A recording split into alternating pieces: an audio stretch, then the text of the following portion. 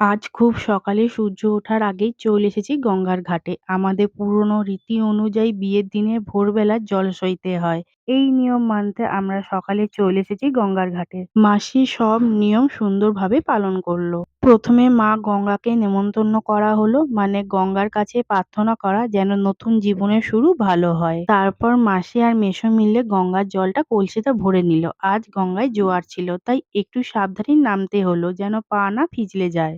সকাল হওয়ার জন্য গঙ্গার ধারটা সত্যি একদম শান্তিময়। চারপাশে কোনো শব্দ নেই, শুধু নদীর জলধারার নরম শব্দ আর ভোরের হাওয়া। হালকা আলো পড়েছে জলের উপর, চারপাশের পরিবেশটাকে এক মায়াবী রঙে ভরিয়ে দিয়েছে। এই সুন্দর পরিবেশে এই বিশেষ দিনের সুন্দর মুহূর্তগুলো মনে রাখার জন্য আমরা সকলে মিলে একটা ছবি তুলে নিলাম। এরপর গঙ্গার পাড়ে ঠান্ডা হাওয়ার সাথে সাথে গরম গরম সবাই মিলে চা খেয়ে নিলাম। সকালের কাজ শেষ হলো।